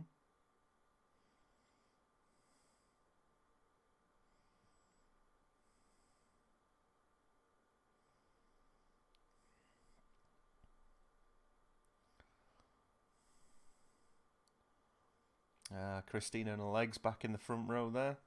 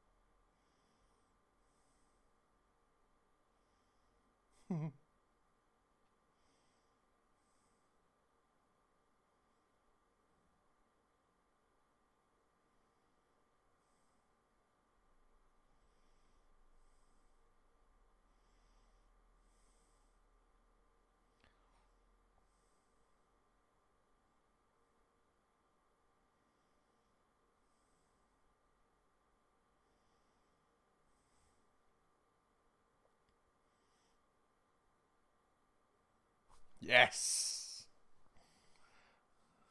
I love how she just sat in a seat. Oh, everyone else jumps up and starts screaming, and she just sat there, kind of like gobsmacked. And now we got a little bit of Sabbath playing us out.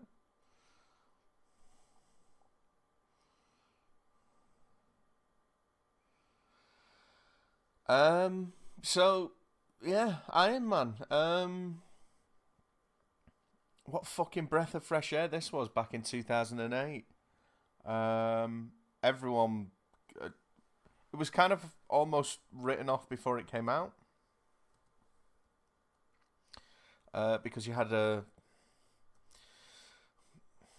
down and out actor, former junkie, heading it up. An actor everyone thought was well past his prime. Being directed by Jon Favreau. Playing, a fair to say, probably just a B-list comic book character. Iron Man was never, you know, Spider Man. He was never as popular as Spider Man at any point. It was always kind of like, a second tier character. Until this film came out. And kicked off the entire MCU.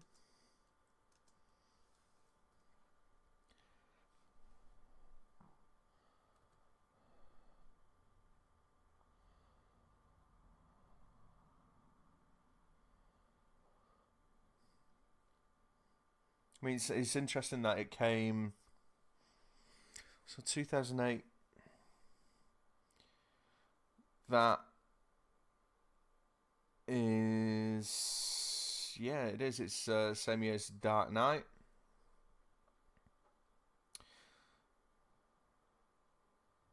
So it's kind of, if you look at it in that kind of like, in those terms, it's kind of incredible that Iron Man was able to establish itself in a year where The Dark Knight came out. What's arguably, the greatest comic book movie ever made. Um,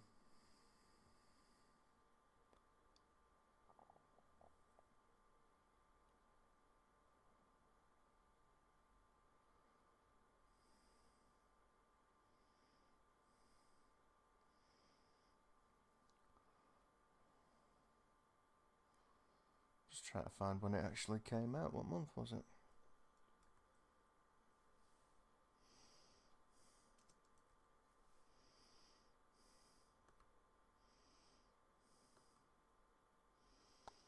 So it came out in May.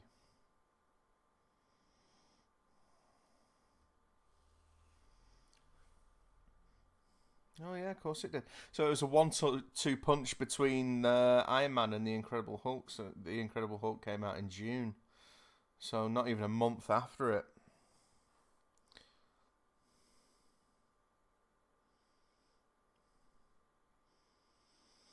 So I guess I'm watching The Incredible Hulk next then. Okay.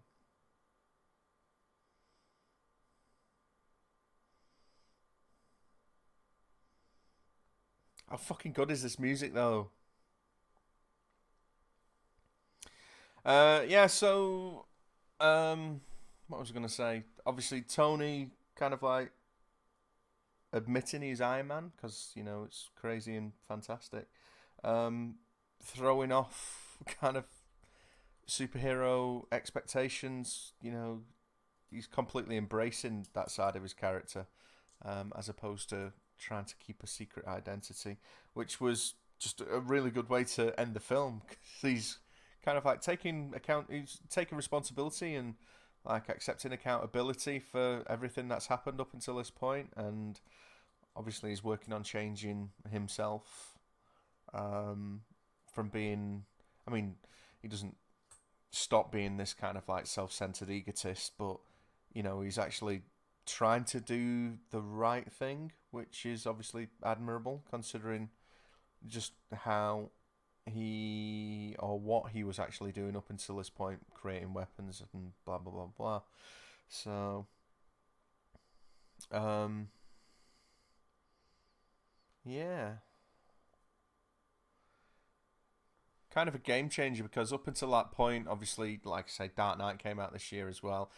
The Batman's whole thing is all about keeping his secret identity. Before that, we've had the Spider-Man films, and even though Tobey Maguire's Spider-Man seemed to have his mask off in every fucking film, he was always struggling to keep his identity a secret. So this was the first time that we actually saw a superhero embrace um, his hero persona.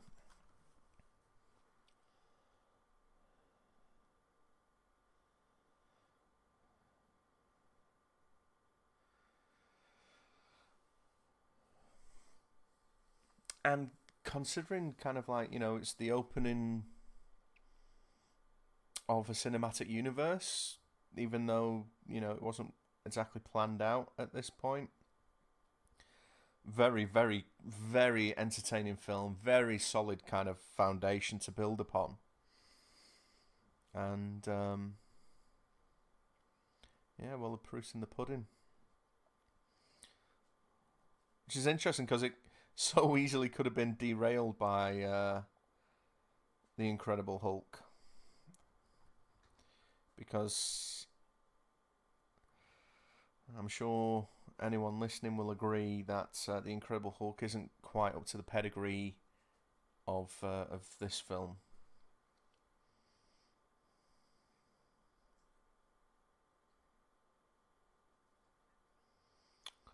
So it's kind of just as well that they didn't waste any time by bringing out Iron Man 2.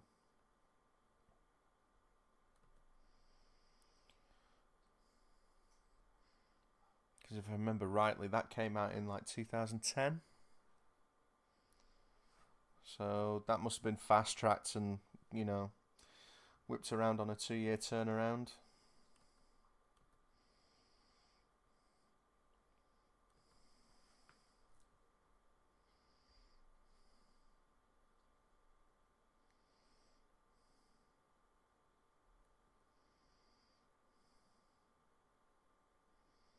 I actually don't mind Iron Man 2. I think it's a little bit underrated.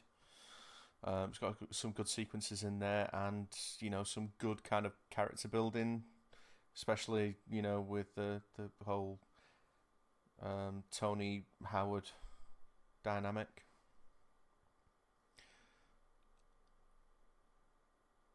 Here we go.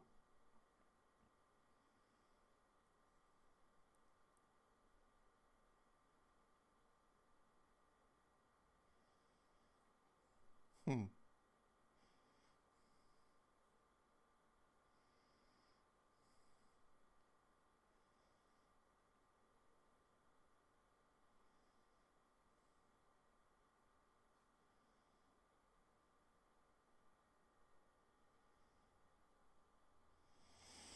Goosebumps. Goosebumps. I'll be honest, I didn't stay for the post credit scene because at this point we didn't know that there was going to be any post credit sequences at the end of the film. Um, so yeah, I missed that completely until it came out on Blu-ray, and